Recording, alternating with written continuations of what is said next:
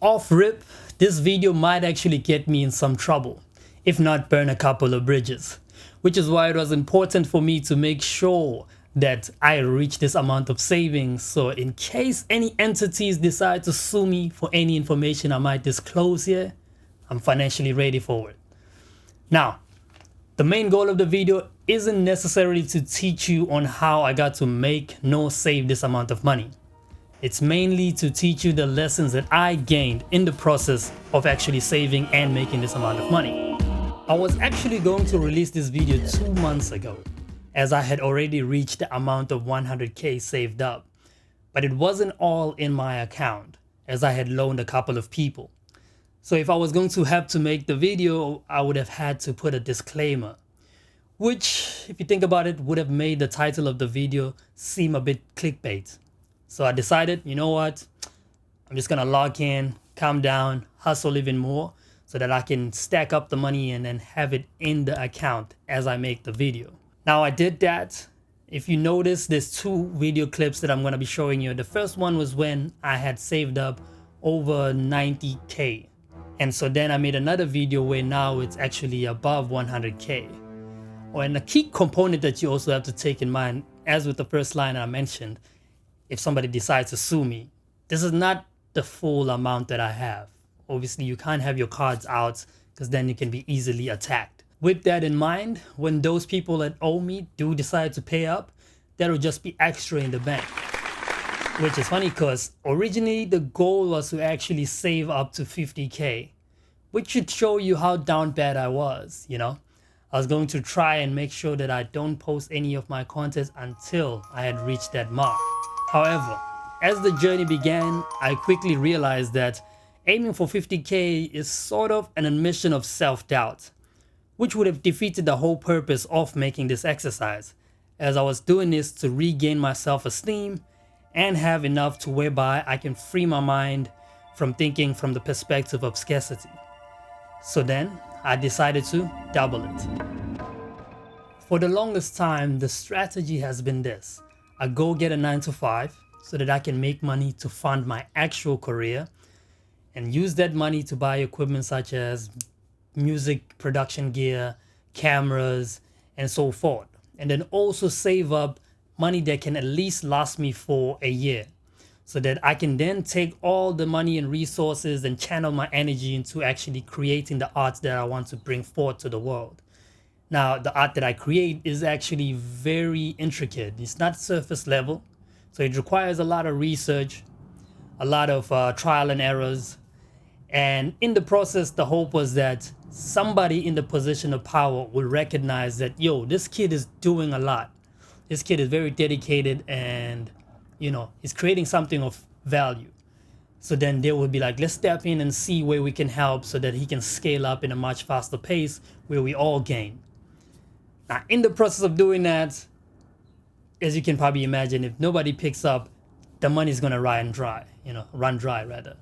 So that's what ends up happening, which I consider failure. And so then I would have to go back to the 9 to 5 and basically repeat the whole cycle.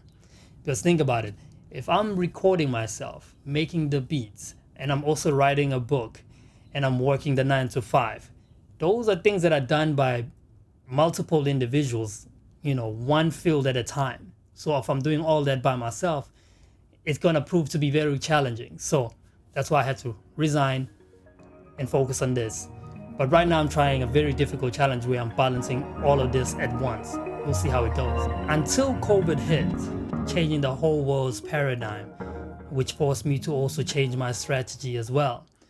Plus, before all this, I had actually met a friend who was a millionaire, had a whole big house in the burbs, a nice fancy car, until he asked me at 9 to 5, asking me for a loan, which he then later struggled to pay me back. And that kind of, you know, added the spark to realize that, you know, a lot of people are really putting their lives at risk with this whole fake it till you make it strategy. And I'm not about to sit around and wait for somebody to fund me. I'm going to actually put my money where my mouth is. But that's a story for another day.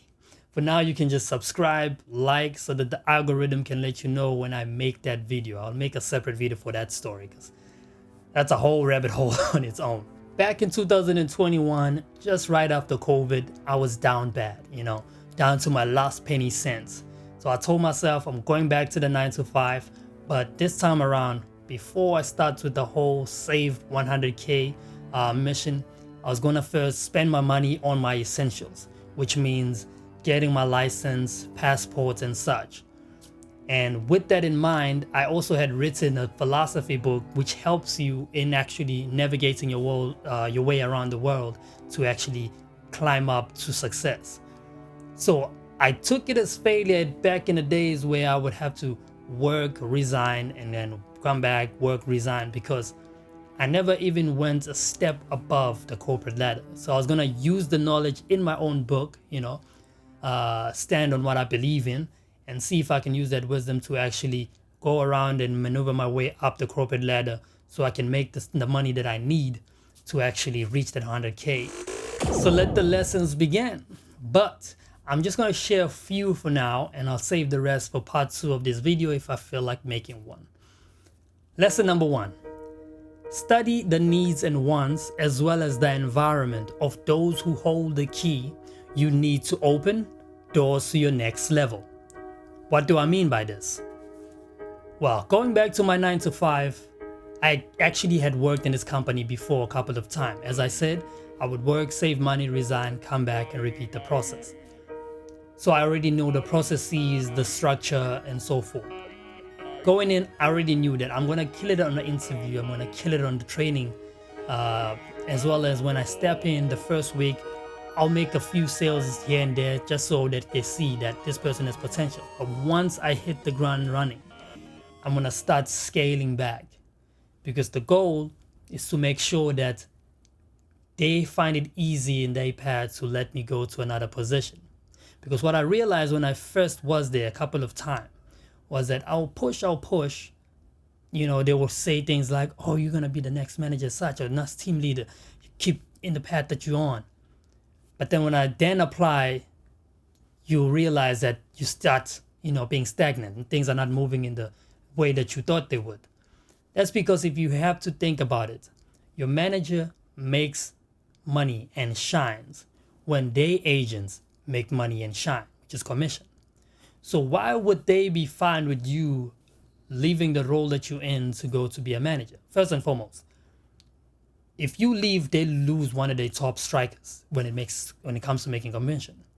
And then also, if you're leaving to also be a TL or a team leader, the position that they're already in, then you are going to be their direct competition. So why would they want that? Now, obviously, to keep your spirits up, they're going to tell you, continue in this path. You'll be promoted to a position where you'll be a team leader. As I'm a team leader, I know that you will be one as well. You will fit perfectly. But really, so I had to implement the strategy. That's best example would be Kanye, right? Kanye West signed to Adidas and he realized that this is holding him back. So he wants to actually leave the contract, but he can't leave the contract in the standard way because that will require him to pay up a lot of money and might even lose ownership of his deal and so forth. There's a lot that will come with that. So he realized that if he sabotages his brand, Adidas is going to be forced to let him go without having him have to pay them. So that's what he does, which top strategy. But I just don't understand right after that why he continued doing the things that actually led him to lose the contract, because that just continues to destroy his brand. But that's a story for another day. Main point here is that you need to study the environment that you're in, know the laws of how low can I fall without getting fired, but low enough to whereby they can easily allow me to move to a different position. So that's exactly what I did. Make sure that your attendance is on point. I was always at work, coming in early, never taking sick leave. Rarely even taking annual leave. I even have it stacked up right now in like steady days sick leave that I can take, paid that is, as well as about 25 or 27 annual leave days that I can take. Record clean. They can't actually fire me, because if they fire me, it's gonna prove to be a challenge if I go to CCMA. I didn't want to get stuck in the whole cycle of becoming a sales agent. So I knew that I had to figure out a way to actually get myself demoted to a quality assurance position, as I knew once I get there what I need to actually do to actually rise back and come back as a team leader in the sales place. Lesson number 2. Yes, first impressions last. Therefore, use the clean slate of first impressions at your advantage and move with speed in milking its opportunities, because time has the power to break the spell of first impressions. I'll make a practical example of what I mean by this. Say you have two dudes that are planning to be with the same chick. One is looking at it from a long-term perspective. He wants to build a committed relationship with her. And then the other guy is looking at it from a short-term perspective. He just wants to have sex with her. Now, both of these guys have 10,000 Rand in their bank accounts. Each 10, each 10. This chick is looking for a mate that can go long-term with her. Right, so she's looking for somebody, if I were to actually open my legs for him, if I happen to fall pregnant, this person is actually in a financial stable position to whereby they can be able to take care of me and the child, as well as they actually generous with their resources to whereby I can be actually spoiled, treated like a princess and so forth.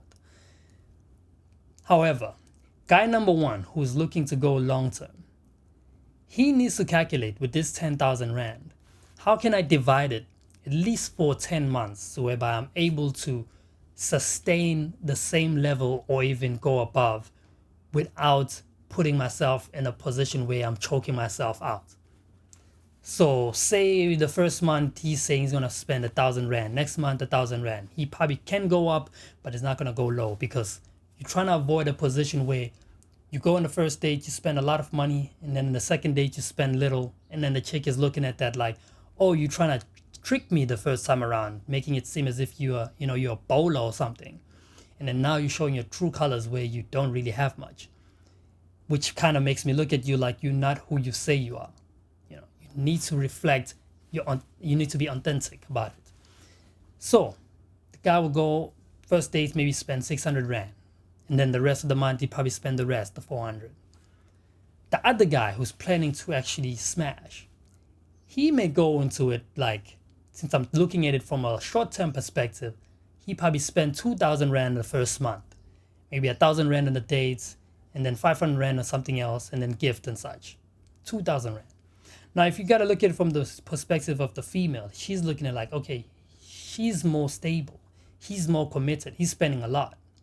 But then again, it's just the first month, so we'll see how things go in the second month.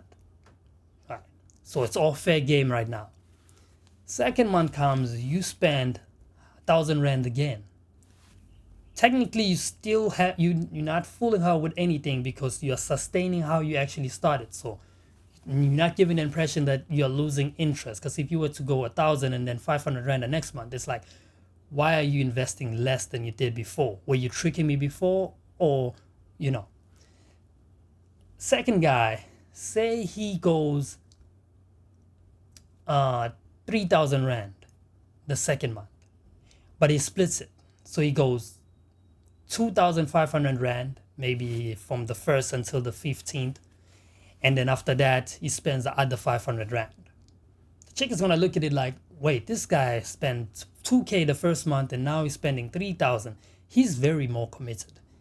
He's serious about this. He's not even dropping the interest, is actually increasing, not even sustaining. So she might actually open up the legs much sooner than she would for the other guy. However, once this guy has smashed, he got what he wanted. He's out. The chick should have went to the first guy, but how would she know? Because she's dating multiple guys in the same time, and she's calculating the pockets, the level of investment to show commitment. It looked as if the guy that's spending more is actually more committed rather. But that's not really the case. Because she doesn't know, are they planning long-term or short-term? Now let's take that and apply it to the corporate world. You see, companies have time frames of when things can be done, such as salary increases, hiring for certain roles, and so on. However, certain things can cause those rules to be bent, such as switching companies from time to time, can lead to a faster salary increase compared to if you were to remain loyal to the same company. I know it sounds weird.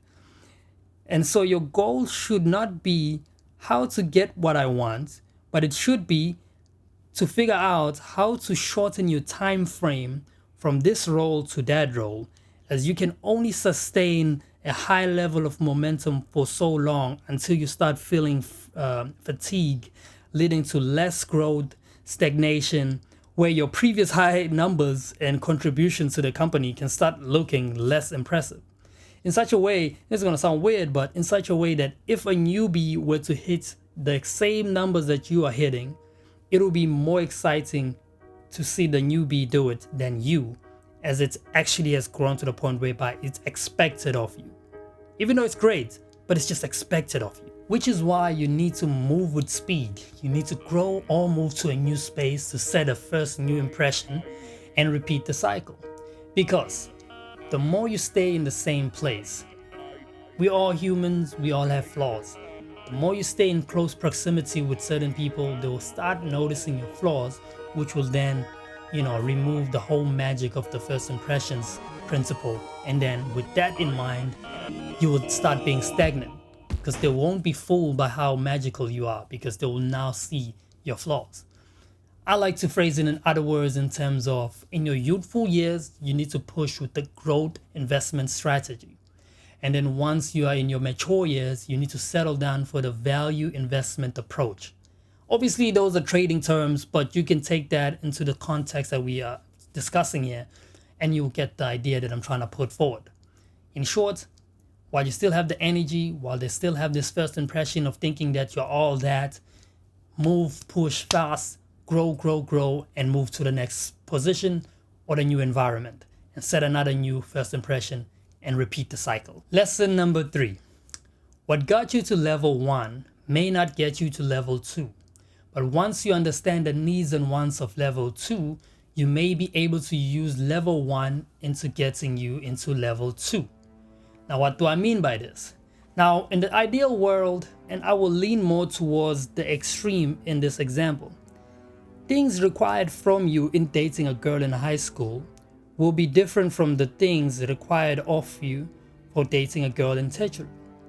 A girl in high school may mainly require time. They just want to spend quality time with you. And when it comes to gift, it may mainly be based on the thoughts behind the gift, right? As most of her finances should and will be covered by her parents. However, a girl in tertiary may have needs and wants that her parents may not be able to fully cover. And she may not necessarily need most of your time, as she needs that time to actually study. And she understands you need to work to actually cover her finances. So you need to spend that time to actually make the money. However, your high school relationship will show how generous you are with your resources, and with you understanding her needs, you will be able to present your previous relationship in a way that gives her a vision of how you will meet her needs, even though they may be different from what you have done in the past. Because remember, it's not a coincidence that when you're single, your DMs are usually sort of dry, but somehow when you start dating and now you're in a relationship, they're seeing you posting your girl, they're seeing you buying gifts for your girl and all that. Somehow your DM starts getting flooded. It's not a coincidence. What you're doing for your first girl is impressing girl number 2 to whereby she shows interest and knows that you can be able to meet her standards. So again, what you do for level 1 won't get you to level 2, but understanding level 2, you can be able to position yourself with level 1 into getting level 2. Obviously, take that and put it in the context of what we're discussing right now. Tying this back to the topic at hand, to become a manager, you require a different set of skills as opposed to the skills that you are required to have as a sales agent. Now, as a sales agent, you may be required to know the systems of making and capturing a sale.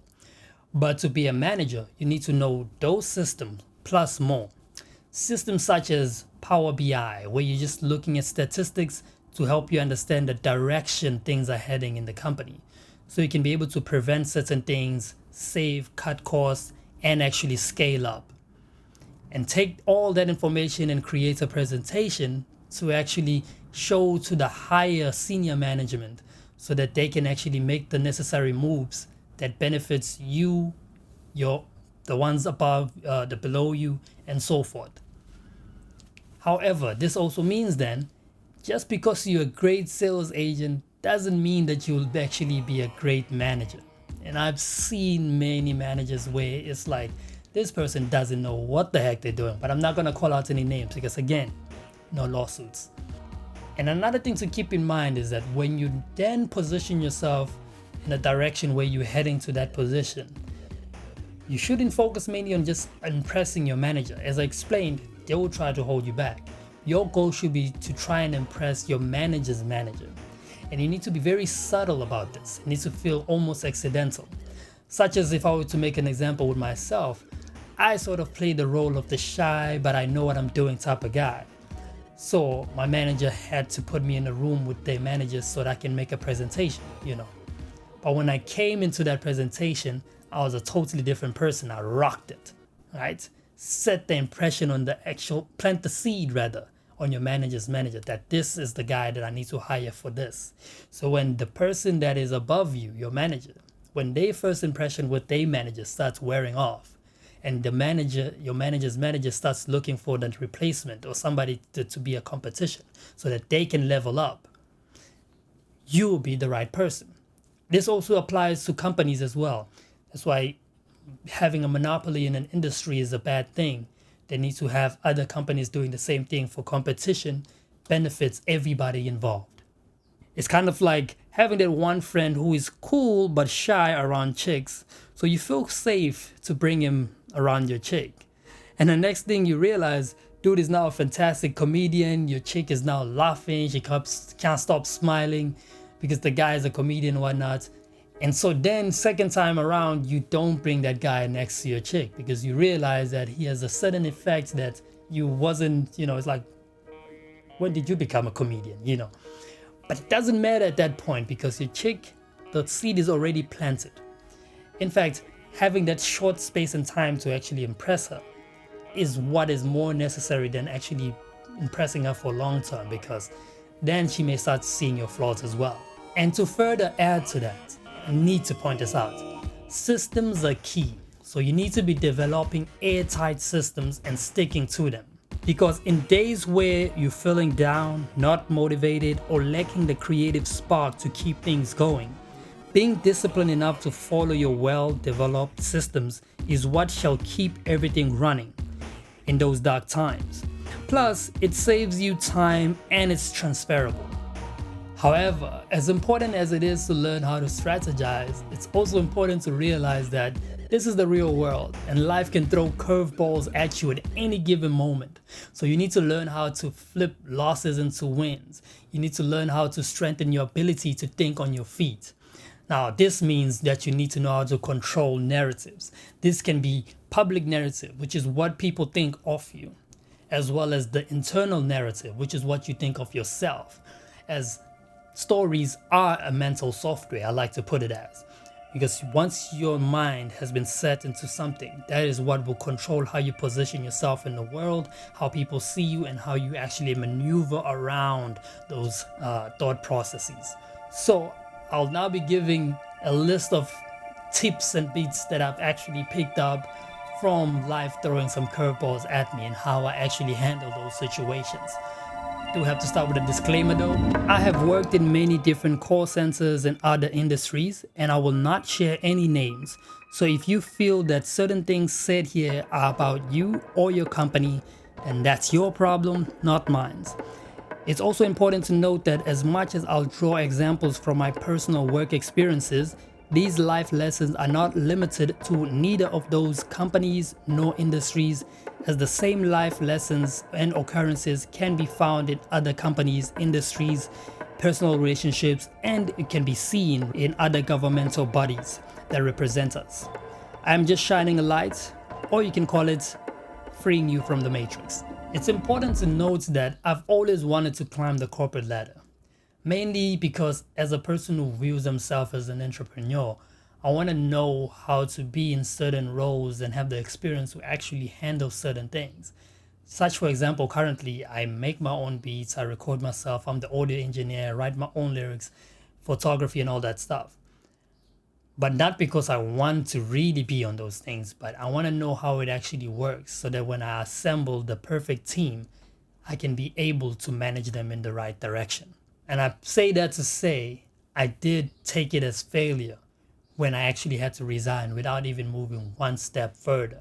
Now, when I was in my lowest, the company that I went to work for, as I went back to the 9 to 5, I already knew that the salary is going to be very low. It was actually 3,700 Rand, which is actually less compared to what the other companies are paying. So I knew that I'll have to make a lot of sacrifices, such as dressing nice, eating out on fancy restaurants, as well as taking care of my hair. I mean, if you look at my hair right now, it's looking like a mess. I haven't treated it in ages, you know.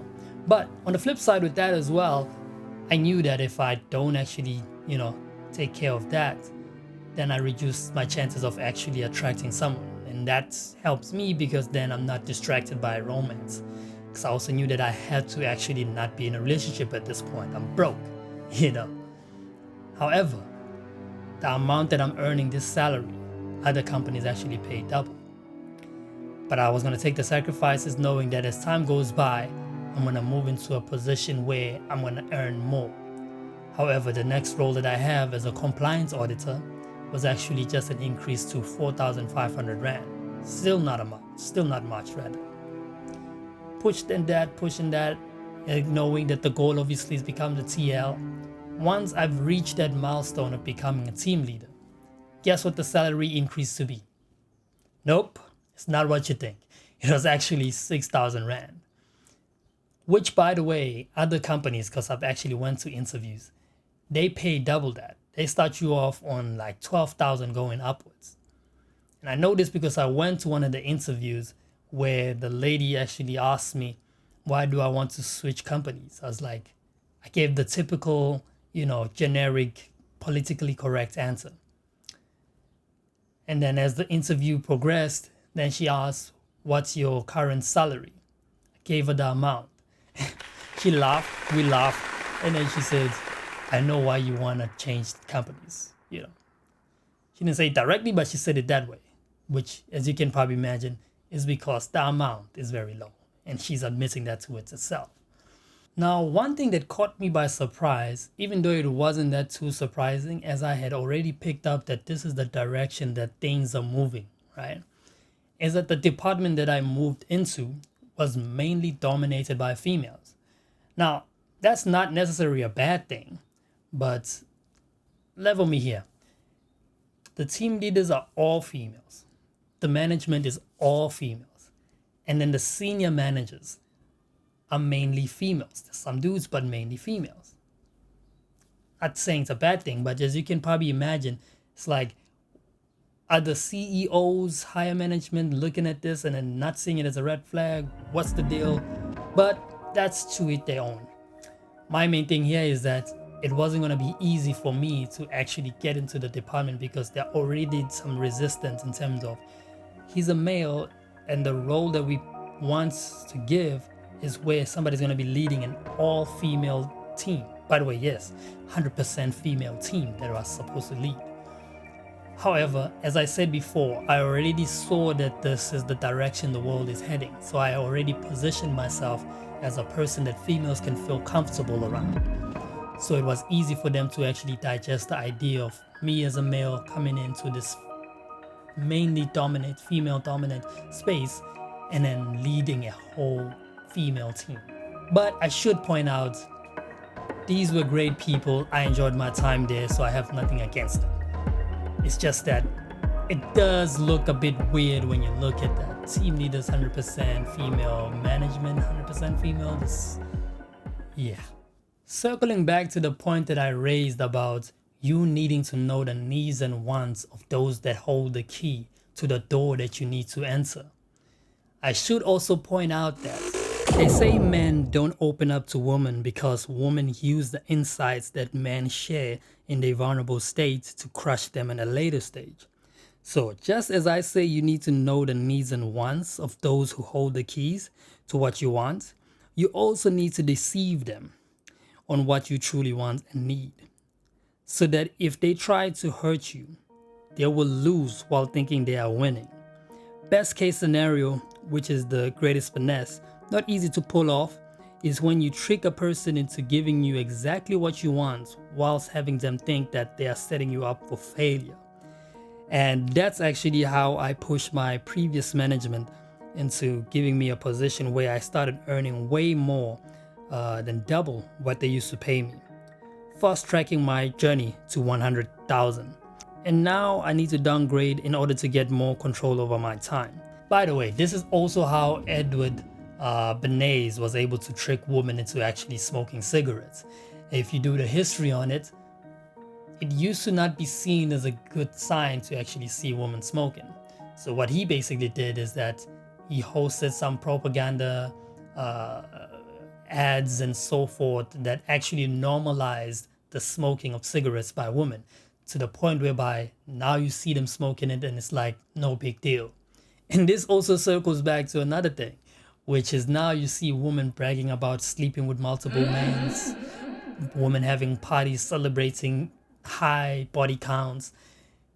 This is not how things should be.